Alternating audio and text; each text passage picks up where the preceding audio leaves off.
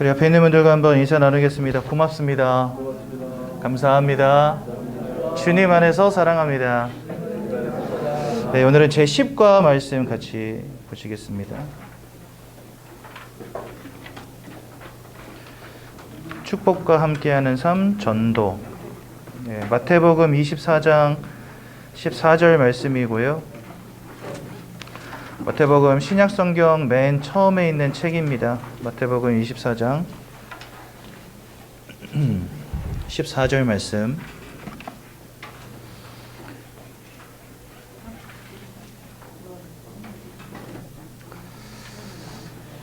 마태복음 24장 14절 말씀 보시겠습니다.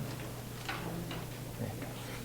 성경 어디 있는지 잘 모르시겠는 분은 손을 들어주세요. 저희가 찾아드릴게요.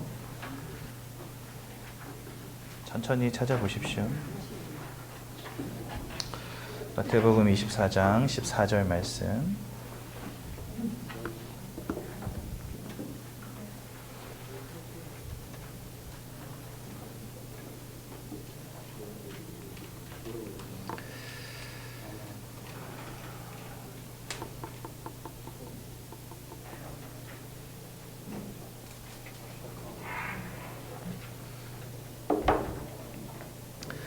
네, 마태복음 24장 14절 말씀 한 절만 우리 함께 한 목소리로 읽어보도록 하겠습니다. 시작. 이 천국 복음이 모든 민족에게 증언되기 위하여 온 세상에 전파되리니 그제야 끝이 오리라. 아멘. 인생은 영혼과 마음과 육신, 이렇게 세 가지로 구성되어 있죠. 모든 인간은 이 세 가지를 다 갖고 있습니다. 그렇죠? 근데 성경은 우리에게 우리의 영혼이 사단과 마귀에게 사로잡히게 되었다라고 설명하십니다. 여러분들의 영혼이 자유를 박탈당한 거예요.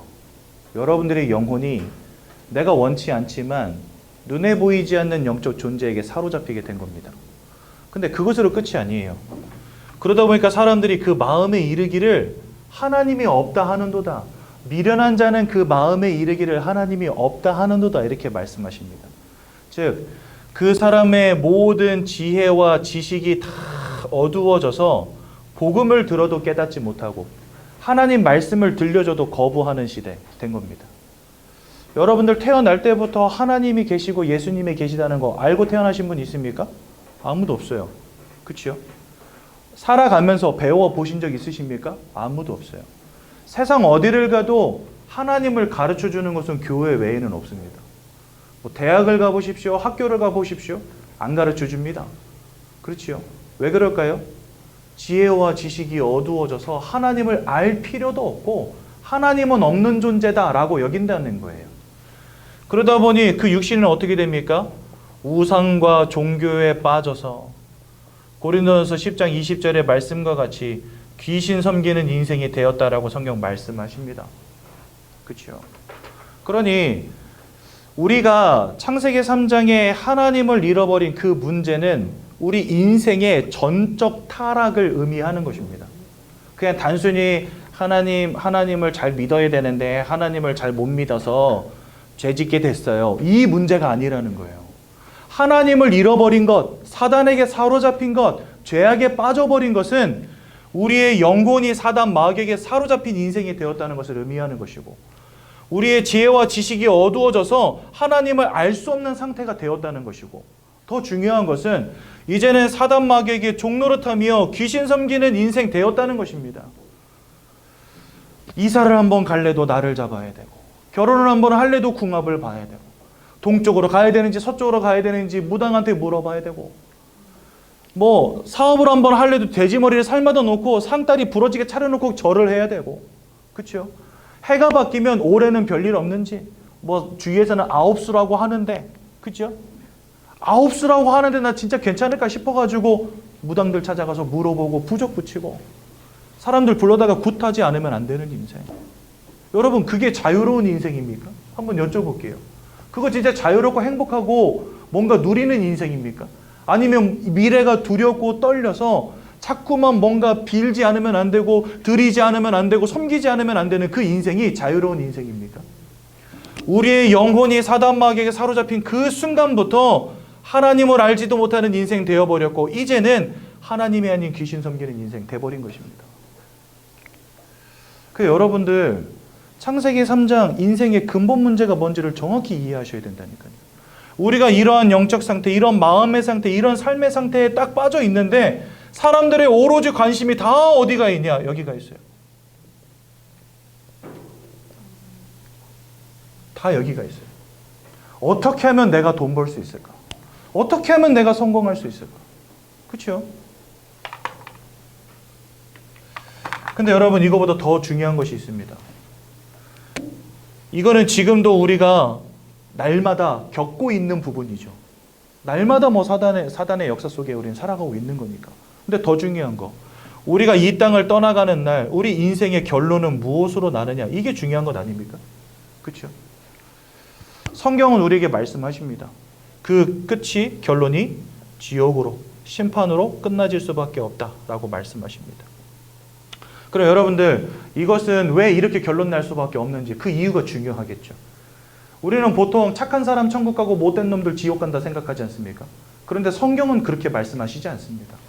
성경은요, 지옥은 원래 하나님께서 만드신 이유가 뭐냐면 못된 놈들 잡아넣으려고 만드신 게 아닙니다. 지옥은 하나님을 대적한 영적 존재 사단을 가두기 위한 감옥입니다. 그런데 그 지옥에 왜 사람들이 가게 되느냐? 하나님께 속한 자는 천국으로 갑니다. 하지만 하나님께 속하지 못한 자들 지옥으로 가게 되는 겁니다. 그런데 하나님을 떠나서 그 영혼이 사단 마귀에게 사로잡힌 이 상태가 바로 뭐냐면 사단에게 속하여 있는 상태입니다. 그래서 여러분들 성경 요한복음 8장 44절 뭐라 그러냐? 너희는 너희 아비 마귀에게서 났으니 이렇게 말씀하시는데요. 여기에 보면 영어로는 빌롱이라고 되어 있습니다. 이게 뭐냐면 어디에 속하다 이런 뜻이에요. 그러니까 한글 성경에는 사단 마귀의 자녀가 되었다 이렇게 말씀하시는데 영어로는 뭐라 되어 있냐면 마귀에게 속한 자가 되었다 이렇게 되어 있어요. 요한일서 3장 8절은 뭐라고 말씀하시냐? 죄를 짓는 자마다 마귀에게 속하였나니 이렇게 되어 있습니다. 그러니까 여러분들의 영적인 소속 자체가 하나님이 아닌 사단에게 속한 자 되었다는 겁니다. 그러니까 태어날 때부터 우리는 이 소속을 가지고 태어나는 거예요. 그래서 죽는 그 순간까지 만약에 예수 그리스도를 믿어 하나님의 자녀 되어지는 이 놀라운 축복 가운데로 들어가지 못한다면 이 소속은 절대 바뀌지 않습니다. 그러면은요, 하나님을 알지 못한 채 죽은 모든 사람들은 어떻게 되냐? 사단과 함께 여기 가는 겁니다. 그래서 착한 사람이 천국 가는 게 아니에요, 여러분들. 우리는 태어난 순간부터 지옥으로 갈 수밖에 없는 소속을 가지고 태어났다는 거예요. 여러분들이나 저나 뭐 지금까지 다 착하게 살아오셨겠죠. 저보다도 더 착하게 살아오셨겠죠. 선하게 살아오셨겠죠. 헌신 봉사하며 열심히 살아오셨겠죠. 하지만 하나님을 알지 못한다면 우리의 끝은 결국은 지옥으로 끝날 수밖에 없는 영적 소속 가운데 우린 지금 있다는 거예요. 이것을 이해하셔야 됩니다. 쉽게 말하면 여러분들 지금 다 사형수 입장이라고 생각해 보세요. 저와 여러분들은 지금 다 사형수 입장입니다. 여기서 빠져나올 수 있는 방법은요, 딱 하나밖에 없어요. 그게 뭐냐? 사면 받는 거예요, 사면 받는 거. 우리가 사형수로 감옥에 다 갇혀 있어요. 거기서 아무리 착하게 살아도 소용없습니다, 여러분들. 죽는 그 날까지 진짜 말도 잘 듣고, 막 청소도 열심히 하고, 일도 열심히 하고, 아무리 착하게 살아도 사형수라는 신분을 벗지 않으면 사형수인 거예요, 그 사람은. 이걸 이해하셔야 됩니다. 착하게 산다고 천국 가는 게 절대 아니라는 거, 이거 꼭 기억하셔야 돼요. 여러분들의 영적인 소속이 바뀌어져야지만 천국으로 가는 거예요. 이게 바뀌어지지 않으면 착하게 살았든 못되게 살았든 그 끝은 지옥입니다. 그래서 여러분들, 우리가 영혼이 사단에게 속한 상태, 마음과 생각이 어두워져 버린 상태, 그래서 귀신 섬길 수밖에 없는 인생의 상태가 되어버렸는데 여기에서 빠져나오는 것보다 인생의 중요한 문제는 없거든요. 근데 사람들의 모든 관심이 다 어디가 있습니까? 여기에 가 있는 거예요. 우리가 아무리 돈을 많이 벌고 성공한다 한들 그것으로 이 지옥 심판을 끝낼 수 있겠습니까? 이것으로 우리가 천국 살 수 있겠습니까, 여러분들? 절대 불가능하죠. 그래서 저는요, 매주마다 이렇게 여러분들의 침을 튀겨가면서 이 얘기를 하고 있는 겁니다. 제가 교회에서만 침을 튀겨가면서 이 소리 하는 것 같죠? 아니거든요. 주중에는 밖으로 나가서 합니다. 사람들을 만나서. 왜요? 너무 중요하니까. 이러한 영적인 사실들을 사람들 잘 모릅니다. 그래서 이렇게 말하는 거예요. 미련한 자들은 그 마음에 이르기를 하나님이 없다 하는도다. 그렇죠? 오늘 제가 드리는 말씀을 농담으로 여기지 마십시오. 성경이 우리에게 증거하는 진짜 영적인 세계와 영적인 사실들이 무엇인지 바로 깨닫는 귀한 날 되시기 바랍니다.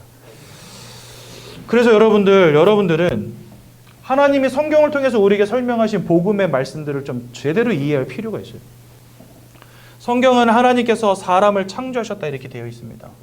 이 말이 중요한 이유는 내가 누구인가를 깨닫는 데 있어서 가장 중요한 거예요. 우리의 첫 시작이 어디서부터 되어졌는가 하는 것들을 우리가 알 수 있는 방법 아닙니까? 세상은 성경을 인정하지 않고 하나님 인정하지 않기 때문에 그냥 어떻게 생각하냐면 원숭이가 진화해서 사람 됐다 이렇게 가르치잖아요. 그렇죠? 근데 성경은 우리에게 뭐라고 말씀하시냐? 하나님께서 사람을 창조하셨다 이렇게 되어 있습니다. 특히나 하나님의 형상을 따라 사람을 창조하셨다 이렇게 되어 있습니다. 그래서요, 흙으로 사람의 모양을 빚으시고 그 코에다가 생기를 불어넣으니 살아있는 영이 되었다. 성경 말씀하시거든요. 그 말은 뭐냐니까 우리를 영적 존재로 지으셨다라는 말입니다. 여러분들은 마음과 생각과 육신만 가진 존재가 절대 아니에요. 여러분들은 영혼을 가진 영적 존재들입니다. 또한 하나님이 함께 하시든지 혹은 사단이 그 영적인 배경 속에 있든지 영적 존재가 역사하고 영적 존재가 함께하는 존재인 거예요. 여러분들은요. 원래 하나님이 처음 지으실 때는 하나님이 함께 하시는 영적 존재로 지으신 겁니다. 그래서 여러분들 하나님이 영이시고 하나님을 닮은 존재이기 때문에 우리는 영적 행위를 하는 유일한 사람들입니다. 그래서 여러분들 지금 이 자리에 와 있는 거예요. 그렇죠? 뭐 개, 돼지, 고양이, 소 이런 동물들이 어디 가서 예배하고 뭐 불공 드리고 미사 드리는 거 보신 적 있습니까? 그런 경우가 없어요. 왜 그럴까요? 얘네들은 하나님이 함께 하시든지 혹은 사단이 그 영적 배경에 있을 영적 존재들이 아니기 때문에 영적 행위 하지 않습니다. 근데 사람은요, 영적 행위 해요. 운전하고 가는데 갑자기 막 사고가 나려고 하는 그 찰나에 여러분들 뭐 생각하십니까? 하나님, 아버지, 부처님이 누가 됐든지 제발 나 좀 살려달라고. 이 생각 하잖아요. 그렇죠? 사고가 깡 나가지고 막 죽어가. 그럼 여러분들 무슨 생각하죠? 누가 됐든지 제발 나 좀 도와달라고 막. 그렇죠? 하늘을 향해서 빌고. 옛날에 어렸을 때 교회 다니던 생각하면서 예수님 제발 이럴 때 한번 도와달라고. 그죠? 영적 존재이기 때문에. 영적 행위를 한다는 거예요. 여러분들 등산하시면 그 등산로 옆에 돌탑 같은 거 쌓여 있죠. 누가 쌌습니까? 다람쥐가 쌌습니까? 원숭이가 쌌습니까? 새가 물어다 놨습니까? 아니죠. 사람들이 싼 거예요. 뭐 하면서 쌌을까요? 아이고 이거 이쁘게 쌓아놨는데 나도 하나 올려야지 그러고 쌌을까요? 아니에요. 돌멩이 하나 주워가지고 그것도 이쁜 돌멩이 주워야 돼. 못생긴 돌멩이 말고. 이쁜 돌멩이 주워가지고 호 부른 다음에 꼭대기에다 올리면서 뭐 해요? 우리 남편 건강하게 해달라고. 그죠? 우리 자녀 시험 잘 보게 해달라고. 여러분들 수능 때 되면은 수능 치는 그 고등학교 대문에다가 엄마들 뭐 하는지 아세요? 호박연 이런 가래떡 이런 거 갖다가 문짝에다 딱 붙여놓고 뭐 해요? 제발 이 엿이 붙은 것처럼 이 떡이 대문에 붙은 것처럼 우리 아들 붙게 해달라고. 사람들은요 영적 행위를 합니다. 왜 그럴까요? 영적 존재이기 때문에 하는 거예요. 또한 사람들은 창조의 행위를 하는 유일한 존재들입니다. 왜요? 이 땅을 창조하신 하나님을 닮았기 때문에. 여러분 이 마이크 누가 만들었어요? 이거 없었어 보십시오. 제가 여기서 소리를 벅벅 지르고 있어야 되겠죠. 다 들리게 하려면. 근데 이것 때문에 찬찬히 말해도 모든 사람 다 들을 수 있어요. 인간이 만들어냈습니다. 왜 가능할까요? 창조의 능력을 가졌거든요. 여러분들 다른 동물들은 이게 없습니다. 이 창조는요 능력입니다.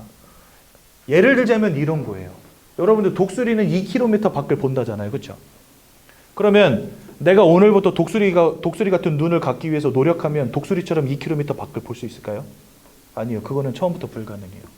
그거는 개만 가진 능력이에요. 창조도 마찬가지입니다. 학습되지 않습니다. 창조가 절대로.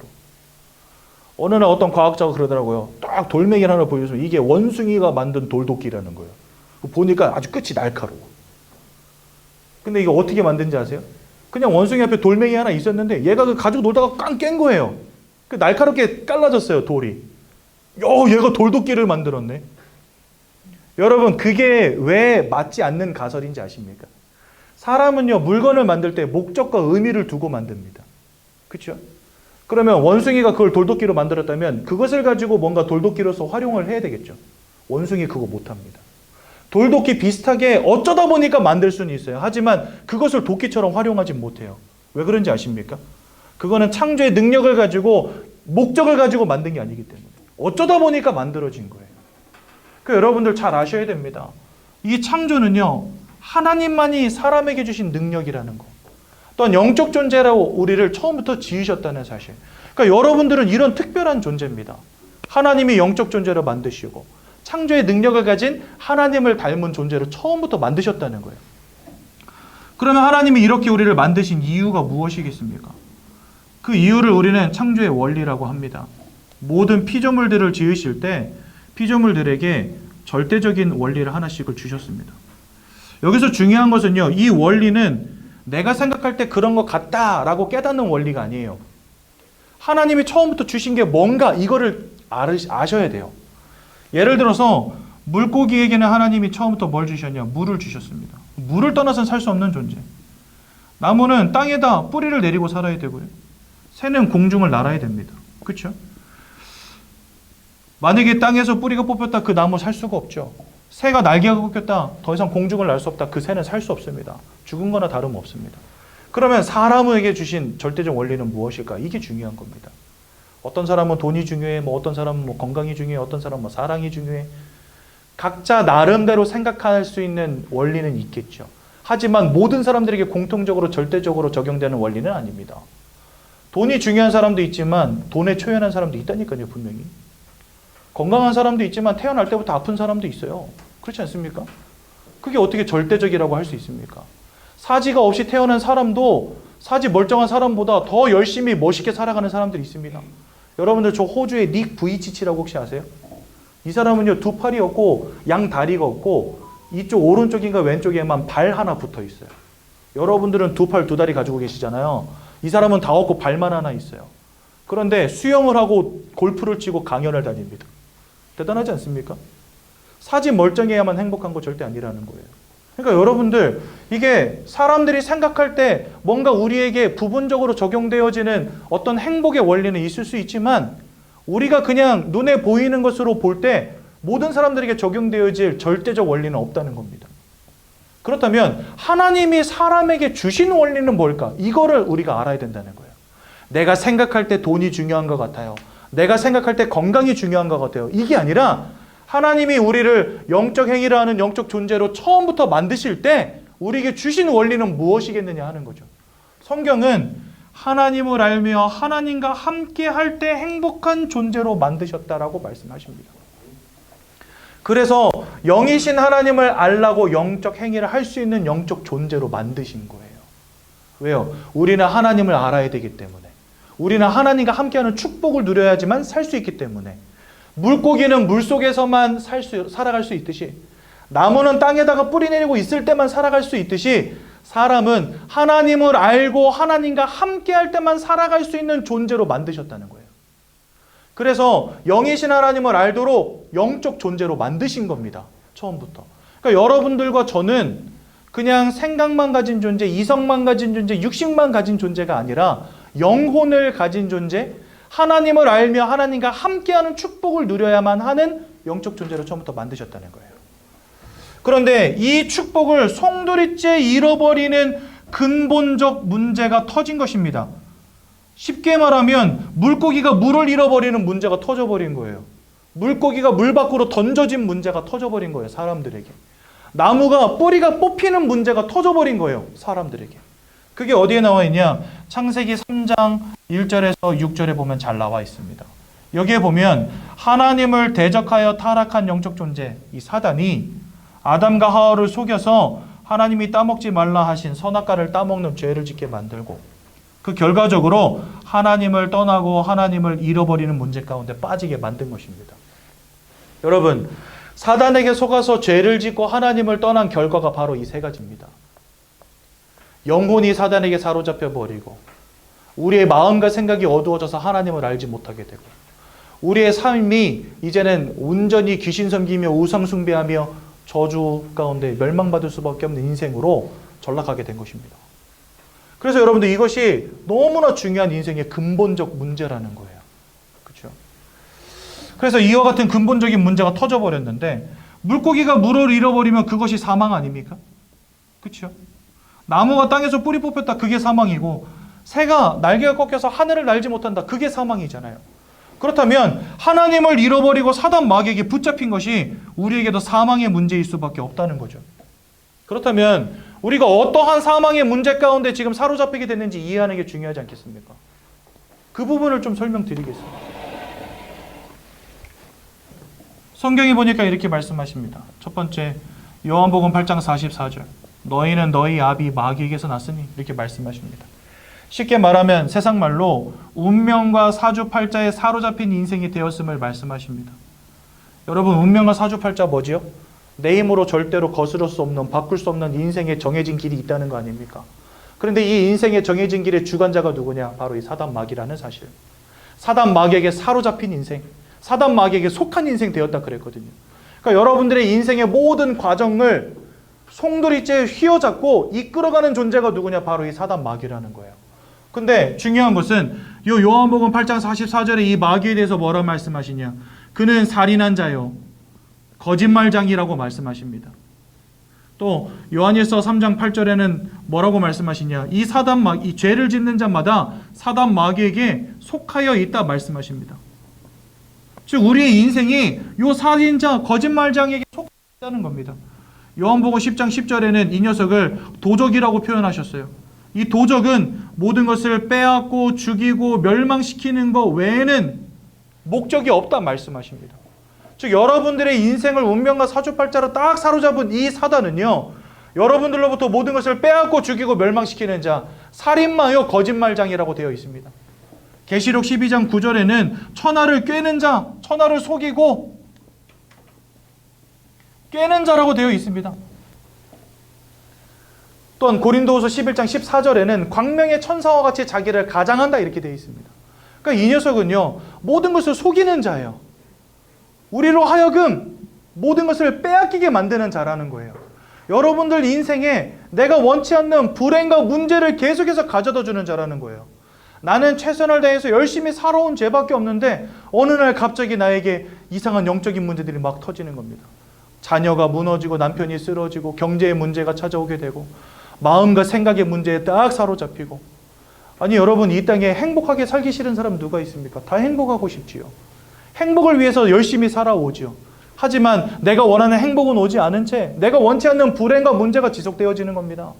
마음과 생각이 무너지기 시작하는데 우울증, 조울증의 문제가 막 오는데 약을 먹지 않으면 견딜 수 없는 인생으로 전락해버리는 겁니다. 술을 마시지 않으면 하루하루를 견딜 수 없는 인생으로 전락해버리는 거예요. 왜 그렇습니까? 인생이. 하나님을 잃어버린 채 우리가 영적으로 사단 마귀에게 사로잡혀 버리게 된 것입니다. 여러분들, 사람이 마음이 무너지면 육신도 병드는 거 아시죠? 왜 그러냐면 마음과 육신이요, 상호 결합된 존재가 사람이기 때문에 그렇습니다. 여러분, 육신이 무너졌다 그러면요, 마음도 연약해집니다. 마음이 무너진다 그러면 육신이 병들어 버립니다. 참 신기해요, 사람들이요. 여러분들, 예전에 어떤 의사가 되게 재밌는 실험을 했대요. 이런 실험 대상자가 되신 분들에게는 되게 죄송한 말씀이지만, 이 의사가요, 우리 알약 캡슐 안에다가 밀가루 있죠. 밀가루를 넣고 이것을 한 사람에게 계속 복용을 시켰는데, 뭐라고 복용시켰냐? 이거 새로 나온 신약인데 이거 먹으면 암이 낫습니다 하고 준 거예요, 밀가루를. 그리고 다른 암 환자는 이제 1기나 2기쯤 된 그런 환자였겠죠. 말기 환자한테 그랬다가는 그거 진짜 경을 칠 일이니까. 1기나 2기 환자 이 정도 되는 환자일 건데, 죄송하게도 이 암을 치료할 만한 마땅한 약이 없습니다. 이렇게 말을 했다는 거예요. 어떻게 됐을까요? 결과는요. 신기하게도 이쪽 밀가루 먹은 환자는요, 몸이 호전되기 시작한 거예요. 이쪽은요, 몸이 점점 악화되기 시작하는 거예요. 이런 실험 결과가 있었다 하더라고요. 여러분들, 식물도 2개 갖다 놓고 한쪽에 맨날 욕만 하고 한쪽은 또 너무 예쁘구나 하면은요, 욕먹은 식물은 죽는다네요. 그런 거 여러분 들어보신 적 있지 않습니까? 참 신기하게도 그렇습니다. 왜 그러냐? 이 마음과 육신이요, 상호 연관이 있다니까요. 마음이 무너지면 육신이 병들어 버려요. 근데 마음이 힘을 얻고 뭔가 힘차지잖아요. 에너지가 넘치잖아요. 육신도 병을 이겨냅니다. 그렇게 연결이 되어 있다는 거예요. 그러면 여러분, 우리는 영혼을 가진 존재라고 한다면 이 영혼이 어떠한 배경 속에 있느냐가 여러분들의 마음에도 영향을 끼치고 육신에도 영향을 끼치지 않겠습니까? 우리가 영적 존재라는 것을 깨달아야 되는 이유가 바로 여기 있는 거예요. 내가 영적 존재이기 때문에 하나님이 함께 하시는 축복 가운데 있을 때 그게 내 마음과 생각을 지키고 삶과 육신을 축복되게 한다는 사실을 깨달으셔야 된다는 거예요. 이걸 알지 못하면 분명히 사단은 존재하고 여러분들을 운명과 사주팔자로 붙잡고 있는데 이거 알지 못하니까 야, 돈 좀 벌면 되지 않겠냐? 성공 좀 하면 되지 않겠냐? 공부 좀 열심히 하면 되지 않겠냐? 자꾸 엉뚱한 결론으로 가는 거예요. 그런데 아무리 돈을 벌어봐도 아무리 성공을 해봐도 안 되는 겁니다. 내가 원치 않는 불행이 자꾸 오는 거죠. 여러분들, 저 미국의 아주 유명한 여배우 마릴린 monroe라고 있어요. 이 여자가 꽤 오래전에 죽었거든요. 어떻게 죽었는지 아십니까? 최고 인기 여배우였어요. 돈이 얼마나 많았을까요? 인기는 얼마나 많았을까요? 집이 있는데 대저택에 혼자 사는데 방이 50개가 넘어요. 여러분들 집은 방이 몇 개입니까? 네. 저희 집은 3개거든요. 애들이 뭐 숨바꼭질 한다고 숨어. 그러면 저는 가잖아요, 진짜. 방 3개밖에 없는데 뭘 숨냐. 그 숨는 장소도 맨날 똑같아. 한 놈은 옷장에 숨고, 한 놈은 화장실에 숨고. 근데 애들 진짜 웃겨요. 어디 있지? 모르겠네. 이러면서 돌아다니게 그러잖아요. 웃겨가지고 진짜. 근데 여러분들, 이 여자는 방이 50개거든요. 어디 한 군데 들어가서 숨으면요, 반나절을 돌아다니도 못 찾을 수도 있어요. 여러분들 그런 집에 살아보셨습니까? 이 여자는 그런 집에 혼자 살아요. 여러분들 집에 욕조 있으십니까? 욕조 있는 집도 별로 없거니와 이 여자 집에 있는 욕조는요, 황금 통짜 순금 욕조였습니다. 도금이 아니고 순금 통짜 욕조. 보신 적 있으세요, 여러분들? 없죠. 저도 말로만 들었습니다. 네. 돈이 얼마나 많겠습니까? 남부러울 게 뭐 있어요? 근데 이 여자가 맨날 자기 친구한테 전화해서 나 죽겠다, 너무 힘들다, 외롭다, 잠을 못 자겠다, 나 정말 힘들다. 저는요, 이 여자보다 더 힘든 여자는 이 여자 전화를 받는 그 여자였을 것 같아요. 그 여자 입장에서는 네가 부족한 게 뭔데? 돈이 없니, 인기가 없니, 집이 없니, 명예가 없니? 너가 뭐가 부족한데 맨날 나한테 전화해가지고 죽겠다 하는데. 그런데 이 여자가 그래서 이제 너무 힘들다 보니까 잠을 못 자, 밤에. 그래서 뭐 했냐? 수면제 먹기 시작한 겁니다. 처음에 한 알로 돼요. 나중에 두 알로도 충분해요. 근데 이게 약이 내성이 생겨버리면 한 알, 두 알로 안 되거든요. 5개를 먹어도 안 되고 10개를 먹어도 안 되고 500개 한 통을 쓸어 넣은 거예요. 짜증나 버렸는지. 그리고 영원히 잠들어 버렸어요. 그래서 수면제 500알을 먹고 죽은 여자입니다. 마릴린 monroe가. 뭐가 아쉽습니까, 여러분들? 하지만 그것 속에서 이 사람은요, 인생의 행복을 찾을 수 없었다는 거예요. 왜 그랬을까요? 그 마음과 생각은 왜 무너졌을까요? 통장엔 돈이 넘쳤는데, 집이 의리의리한데, 자기 따라다니는 사람들이 줄을 섰는데 왜 그 여자의 마음은 무너졌을까요? 사람이 영적 존재라는 사실을 알지 못하는 겁니다. 돈 벌면 되는 줄 아는 겁니다. 성공하면 되는 줄 아는 겁니다. 그게 착각이라는 거예요. 그래서 하나님이 나를 어떤 존재로 만드셨는지를 이해하시라는 겁니다, 여러분들. 우리는 영혼을 가진 영적 존재라는 거예요. 그런데 그 영적인 배경 속에 무엇이 있느냐? 그것이 여러분들의 마음과 여러분들의 삶을 주장한다니까요. 그러니 이러한 살인자여 거짓말쟁이 모든 것을 빼앗고 죽이고 멸망시키는 자, 속이는 자, 꿰는 자에게 사로잡힌 인생이 되었고 그 속에서 날마다 요거 시키는 겁니다. 우상숭배. 무엇인가를 차려놓고 빌고 깎아놓고 빌고 가져다 놓고 빌고 모셔놓고 빌고 붙여놓고 빌고, 그지요? 나무 보고 절하고 돌 보고 절하고 심지어 동물을 섬기고 해와 달을 섬기고. 여러분들 집에다가 막 신주단지 모셔놓고 그거 앞에서 막 이렇게 비는 분들 많이 계세요, 우리나라에. 시마다 때마다 고사상 차려놓고 제사상 차려놓고 그 앞에다 절하는 사람들 수두룩합니다. 이 우상숭배를 우리는 금하는데 그 이유는 뭐냐? 고린도전서 10장 20절에 보니까 그것이 귀신과 교제하는 것이니라. 사단에게 그 영혼이 사로잡혀 있는 것도 억울해 죽겠는데 우리가 축복받고 불행을 막아보겠다고 했던 모든 우상숭배들이 결국은 귀신과 교제하는 것이다 말씀하신다는 거죠. 그러니 여러분을 생각해 보십시오.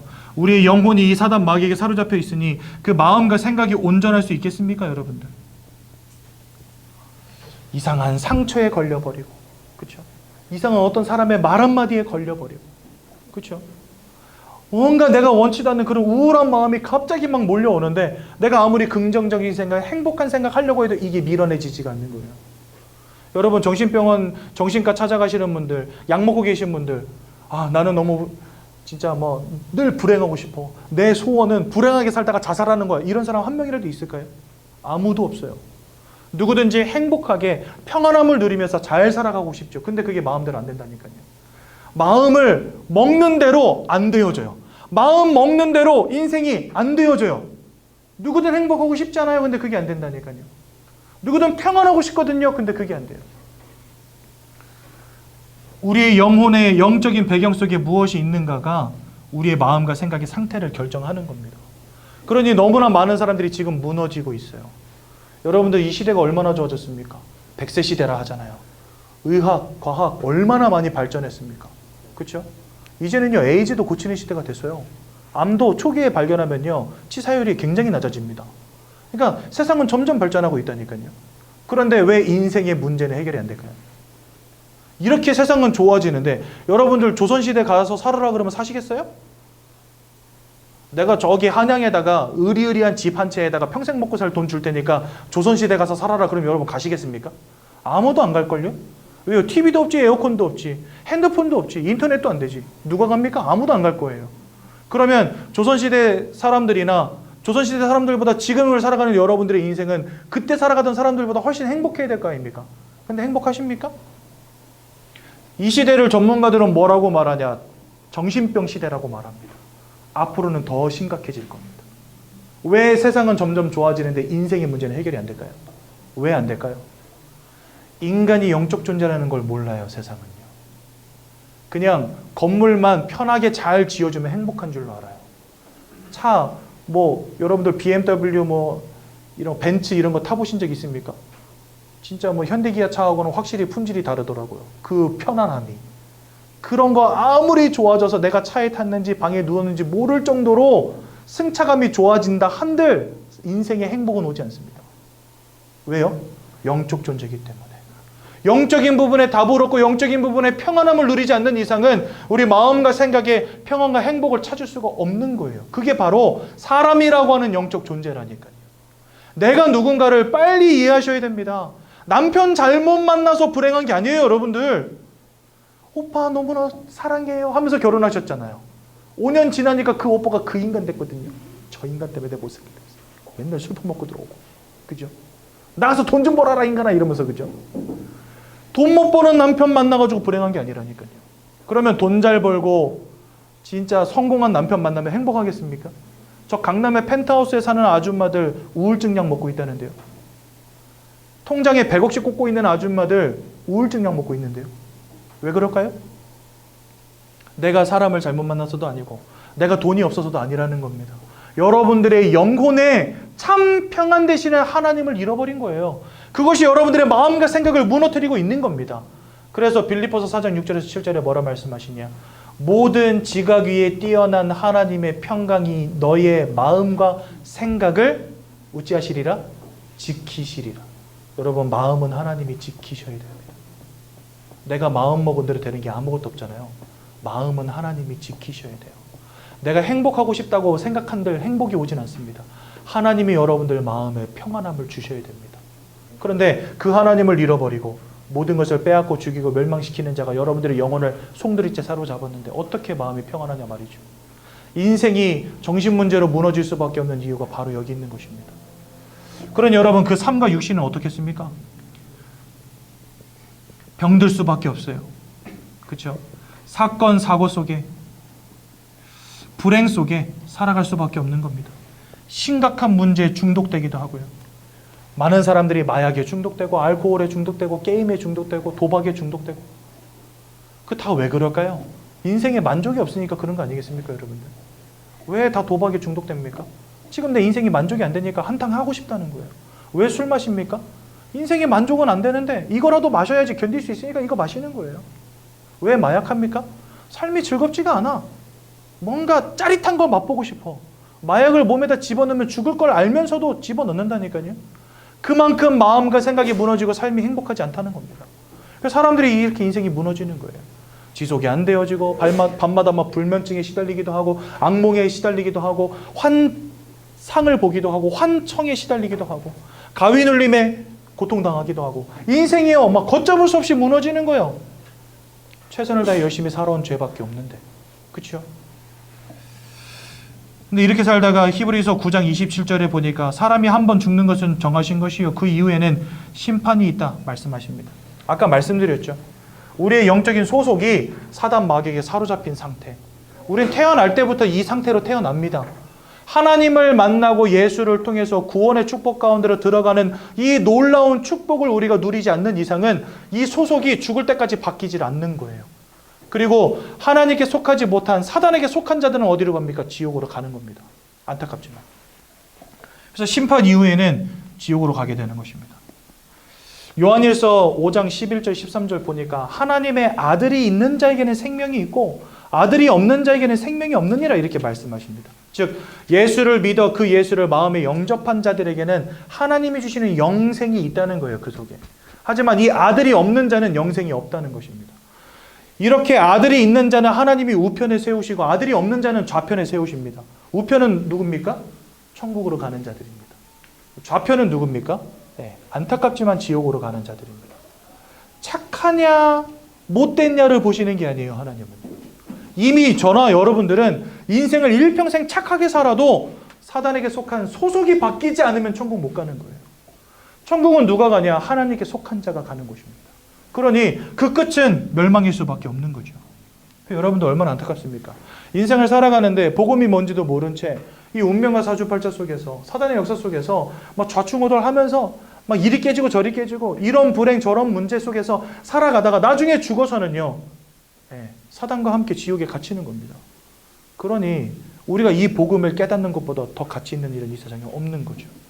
여러분들 앞으로 건강하게 오래오래 사십시오. 돈도 많이 버시고 여러분들 자녀들도 다 성공하시기 바랍니다. 그런데 그것 이전에 여러분들은 주 예수를 믿어 하나님의 자녀 되어지고 이 영적인 신분에서부터 해방되어지는 축복을 먼저 누리셔야 되는 겁니다. 여러분들뿐만 아니라 여러분들의 자녀도 이 축복 가운데로 빨리 들어오셔야 되는 거예요. 어떤 분들은요, 우리 아들은 뭐 하버드 나와가지고 뭐 돈도 잘 벌어요. 이런 분 계시더라고요. 이 끝이 이건데. 여러분들 하버드 나와서 돈 많이 버는 거 참 멋지고 좋은 일이죠. 훌륭한 자녀인 것입니다. 저도 그런 이야기 들으면 참 부러워요. 우리 딸내미들은 항상 1등을 다투거든요. 뒤에서 1등. 공부를 더럽게 안 해가지고. 근데 저는 뭐 공부 잘하라는 소리는 안 합니다.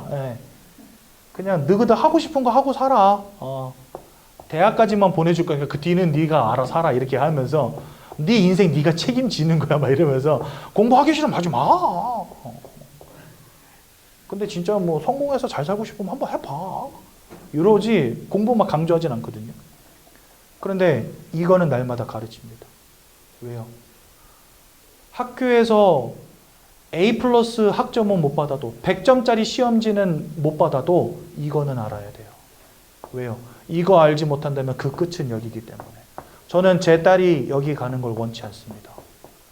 나의 후손들이 여기에 가는 걸 원치 않습니다. 그래서 저는요, 이거는 철저하게 가르칩니다. 공부는 너 하고 싶은 대로 해. 그림 그리는 거 좋아하거든요. 그래가지고 그림 마음껏 그릴 수 있게 다 준비해 줬어요. 공부 그래 하고 싶으면 하고 하기 싫으면 하지 마. 그림은 열심히 그려. 왜? 너 좋아하니까. 하지만 이거 가르칩니다. 왜요? 제일 중요하니까. 여러분들 주변에 사랑하는 사람들, 여러분들이 아끼는 사람들, 여러분들의 자녀들 이거 알아야 됩니다. 그 인간 알아야 됩니다. 그 인간에게 전해주셔야 됩니다. 여러분들. 그 인간은 지옥 가도 돼. 이런 분들이 있더라고. 제가 현장에서 전도하다 보니까 아주머니 남편도 복음 들으셔야죠. 그 인간은 지옥 가야 돼. 이러면서 아니 그 인간도 들어야 돼요. 이거. 그죠? 더 중요한 건 뭐냐? 여러분들의 후대도 여기서 자유로울 수 없다는 사실. 출애굽기 20장 4절에서 5절에 보니까 그 아비로부터 아들 3, 4대 이르게 한다 이렇게 되어 있습니다. 결국 이 영적인 굴레에서부터 여러분들의 자녀들 자유롭지 못하다는 겁니다. 그럼 여러분들 지금 우리가 어디에 애통하고 어디에 안타까워야 되겠습니까? 이거에 애통하고 이거에 안타까워야 되는 거예요. 그렇지 않습니까? 근데 여러분 이거는 내가 돈으로 지식으로 세상의 성공으로 해결할 수 없는 문제이기 때문에 그래서 하나님께서 우리에게 길을 열어주셨습니다. 그 길이 바로 누구십니까? 그분이 바로 예수님이신 것입니다. 여러분, 다른 종교들은 다 뭐라고 말하냐? 네가 열심을 내면 된다 말해요. 네가 돌을 닦으면 부처가 될 수 있다고 가르쳐요. 그렇죠? 네가 열심히 살면, 착하게 살면 열반에 이른다 가르칩니다. 그렇죠? 너가 착하게 살면 구원에 이른다라고 가르칩니다. 그 생판 뻥인 거 다 아시죠? 왜 뻥이겠습니까? 진짜 우리가 영적 존재가 맞고 우리의 영혼이 사단 마귀에게 사로잡힌 게 맞다면 착하게 사는 것으로는 여기서 빠져나올 수 없어요. 돈 열심히 버는 것으로는 여기서 자유로울 수 없어요. 그렇죠? 내가 돌을 닦고 내가 열심히 살고 착하게 사는 것으로 구원에 이를 수 있다고 한다면 예수님 오실 이유도 없죠. 그래서 모든 종교는요, 직접 우리가 우리의 방법을 가지고 구원에 이르든지 혹은 절대적인 존재 신을 찾아가는 게 종교입니다. 내가 뭔가 열심을 해서 막 찾아가는 거예요. 내가 뭔가 최선을 다해서 이루는 거예요. 이게 다 종교의 특징입니다. 하지만 이와 같이 하나님을 잃어버린 채 사단에게 사로잡힌 이 영적인 문제는 내가 열심히 산다고 최선을 다한다고 해결되어지는 문제가 절대적으로 아니기 때문에 우리가 절대적인 자를 찾아가는 게 아니라 우리는 갈 수 없기 때문에 하나님이 우리를 직접 찾아오신 겁니다. 그래서 여러분, 종교는 우리가 찾아가는 거지만 복음은 하나님이 우리에게 오신 거예요. 이게 종교와 복음의 차이입니다. 그래서 종교는요, 늘 두려워야 돼. 뭐가 두려워야 돼요? 내가 좀만 잘못하면 이건 천국 아닌 거예요. 그렇죠? 내가 조금만 죄 지으면 이건 지옥인 거예요. 그러니까 종교는요, 두려움으로 살아갑니다. 그런데 복음은 내가 갈 수 없는 거 아시고 하나님이 오셨기 때문에 영원한 자유, 영원한 행복, 영원한 확신입니다. 그래서 예수를 만나면 그것으로 구원이 확정되는 거예요. 예수를 만나는 순간에 여러분들의 신분이 하나님의 자녀로 바뀌어지는 거예요. 하나님의 자녀가 되었다는 것은 천국을 소유한 구원받은 하나님의 백성이 되었다는 것을 의미합니다.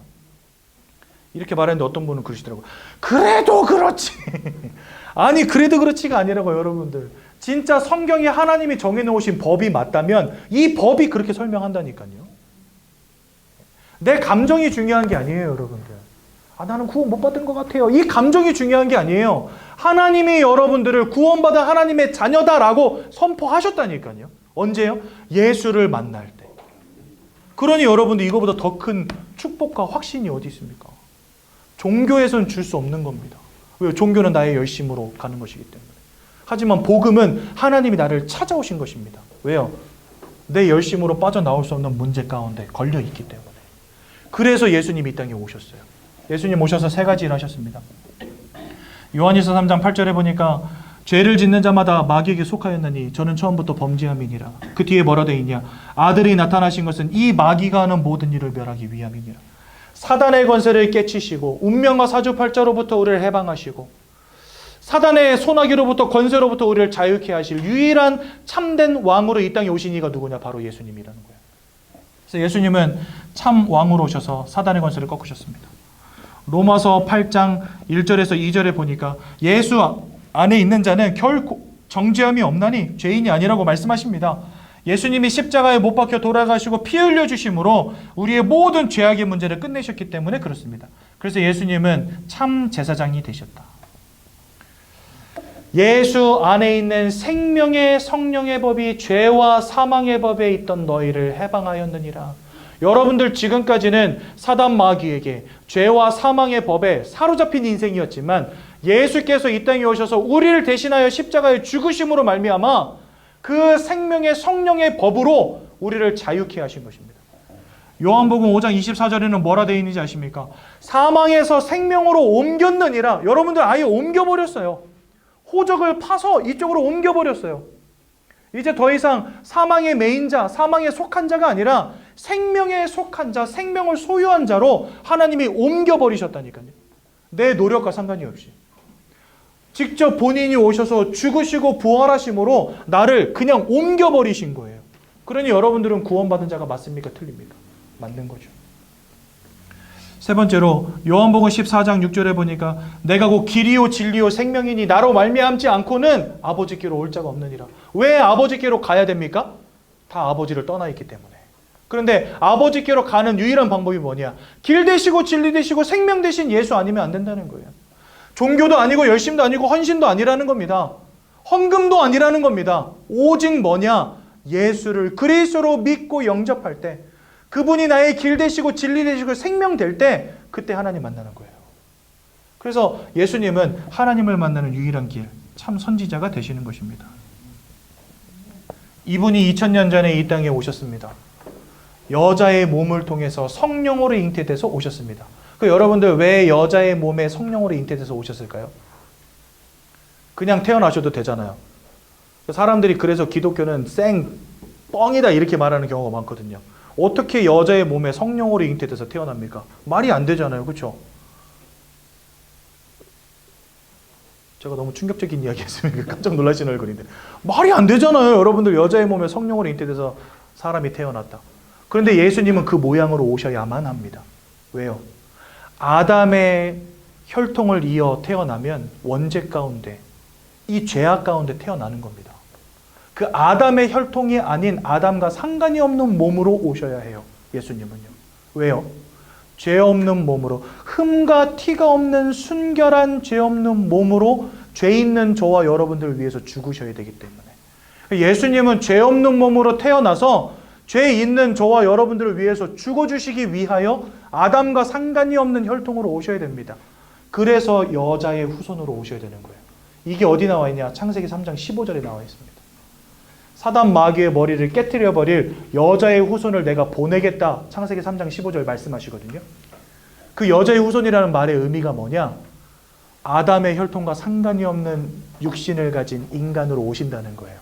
그래서 예수님이 처녀의 몸, 남자를 알지 못하는 처녀의 몸을 통해 성령으로 잉태되고 그 다음에 태어나셨어요. 이거는 설화가 아닙니다, 여러분들. 신화가 아닙니다. 이게 실제적으로 역사적으로 있어야만 하는 일이에요. 그러지 않다면, 예수님이 이런 모양으로 오시지 않았다면 여러분들과 저를 위한 구원도 없는 것입니다. 죄 있는 몸이 죽어져 봤자 아무 의미가 없는 거예요.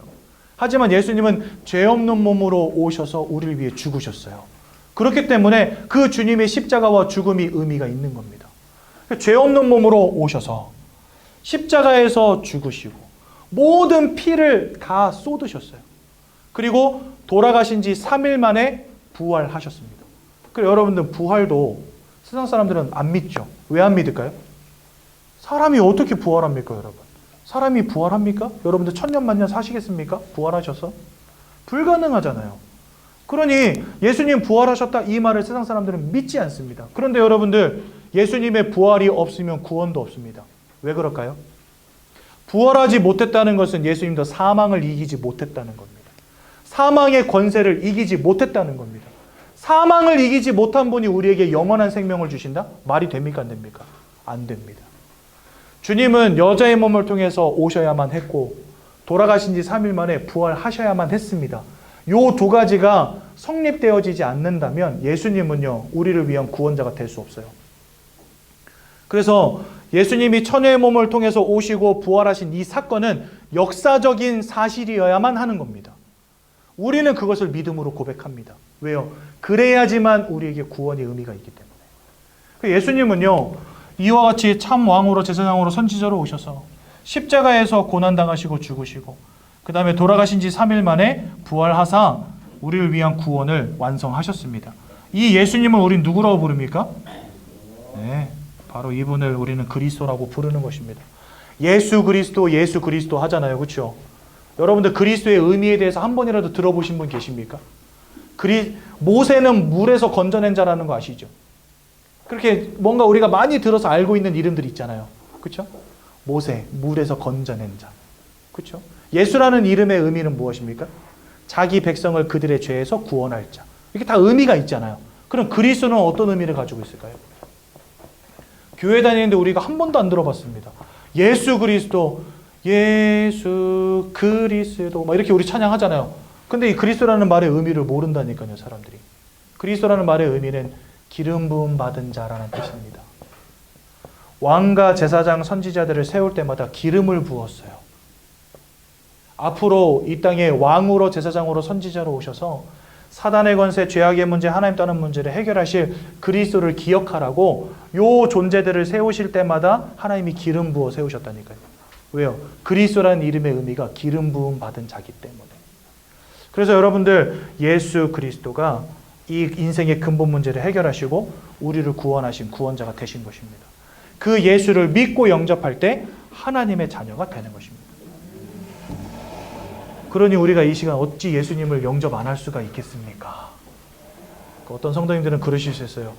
저는 지금 10주째 영접하고 있는데. 그렇게 따지면 저는 진짜 할 말 많아요.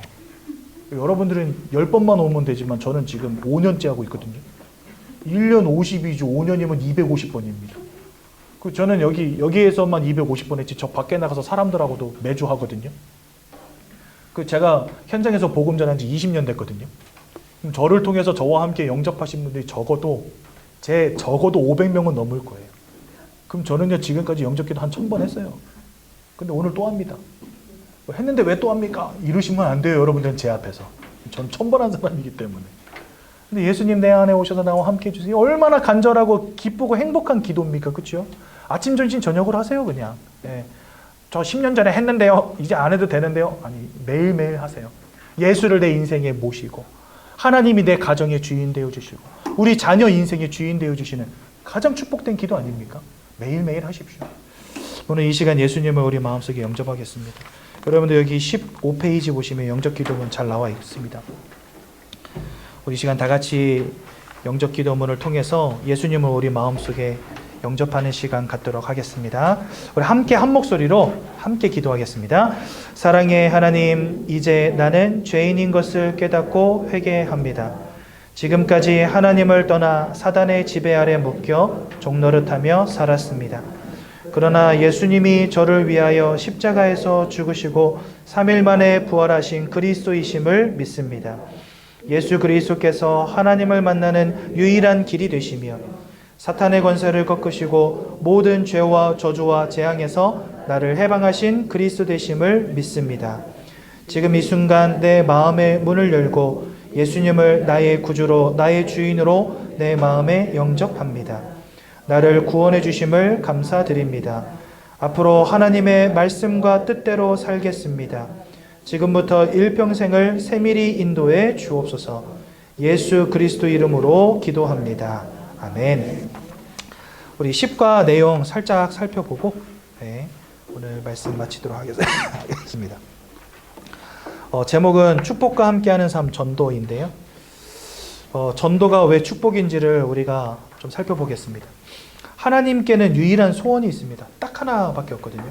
모든 사람이 복음을 듣고 하나님의 자녀 되는 것, 구원 얻는 것입니다.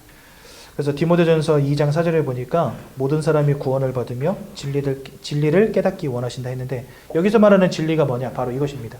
예수 그리스도. 이것을 진리라고 합니다. 마가복음 3장 13절에 15절에 보니까 우리를 부르신 이유가 전도라고 분명히 말씀하십니다. 또 원하는 자들을 부르사 주님 앞으로 나오온지라 함께 하기 위하고 또 나아가 귀신을 내어쫓는 권세도 주시며 전도도 하게 하려 하심이니라. 이렇게 되어 있습니다. 즉 여러분들을 부르신 이유가 전도라는 거죠. 마태복음 28장에는 모든 민족 가운데로 가서 아버지와 아들과 성령 이름으로 세례를 주고 내가 너에게 분부한 모든 것 가르쳐 지키게 하라 이렇게 말씀하셨고요.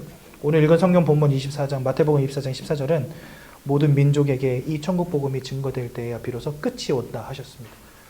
여러분 이 세계가 천년 만년 막 수억 년 수십억 년 이어질 것 같죠. 분명히 끝이 있다고 성경 말씀하십니다. 근데 그 끝이 언제냐? 이 천국 복음이 모든 사람들에게 증거될 때. 그래서 신학적으로는 지금 이 시대를 말세 지말이라고 합니다. 말세 중에서도 말세라고 합니다. 언제 끝이 올지 아무도 알지 못하지만 끝이 가까웠다라고 말합니다. 분명히 이 땅엔 끝이 있습니다. 그것이 언제냐? 천국 복음이 온 땅 만민들 가운데 증거될 때 끝이 온다 하십니다. 그렇다면 왜 전도입니까? 고린도전서 1장 21절에 내 지혜로 하나님 알지 못합니다. 맞아요. 지혜와 지식이 어두워져서 누가 알려주지 못하면 깨닫지 못합니다. 그렇기 때문에 우리는 알려야 되는 것이고요. 호세아서 4장 6절에 하나님을 아는 지식이 없으므로 내 백성이 망하는도다 이렇게 되어 있습니다. 사람들이 망하는 이유가 이 복음 알지 못해서 망한다는 거예요. 그러니 여러분들 안 망하게 하려면 복음 전해줘야 되겠죠. 그래서 우리는요 침을 튀겨가면서 이 얘기를 하는 겁니다. 네. 사람들은 저 교회 정신 나간 것들 이렇게 말을 하지만 저희는 이 복음의 진리를 전할 사명이 있는 거죠. 사도행전 4장 12절에 오직 예수 외에는 구원자가 없기 때문에 전해야 되는 것입니다. 다른 이름을 주신 적이 없대요. 이 땅에 뭐 알라의 이름도 있고 부처의 이름도 있고 마리아의 이름도 있고 막 여러 가지 이름들이 있지만 성경은 우리에게 말씀하십니다. 예수 외에는 다른 이름이 없다. 그러니 우리는 예수를 말해야 되는 겁니다. 사망에서 해방되어지는 유일한 길이 예수임으로 알려야 되는 것입니다. 아까 제가 말씀드렸죠. 요한복음 5장 24절 사망에서 생명으로 옮겼느니라.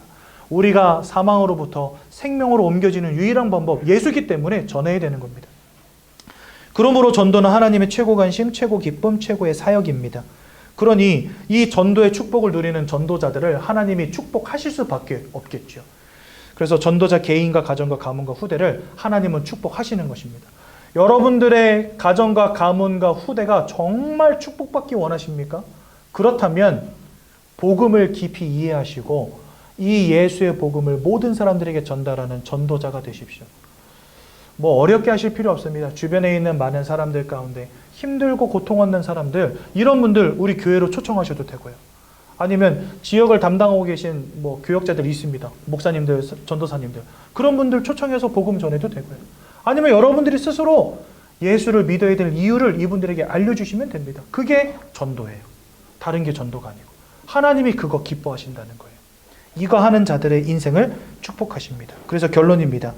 참된 성공의 시작은 하나님의 소원을 아는 것에서부터 시작됩니다. 돈 많이 버는 게 아니라는 거예요. 성공하는 게 아니라는 거예요. 하나님을 아는 것에서부터 참된 성공은 시작됩니다. 참된 성공의 축복을 누리는 우리 귀한 새가족 선생님들 되시기를 예수님의 이름으로 축원드립니다. 제가 한번 기도하고 말씀 마치겠습니다. 하나님 은혜 감사합니다. 이 자리에 함께 하신 우리 모든 성도님들의 마음과 생각을 움직여 주시고 예수 그리스도의 이 놀라운 복음의 비밀이 깊이 깨달아질 수 있도록 역사하여 주셔서 일평생 하나님이 함께 하시는 놀라운 축복을 누리는 그 개인과 가정과 가문 되시도록 후대 되시도록 성령으로 역사하여 주옵소서. 예수님의 이름으로 기도드렸습니다. 아멘.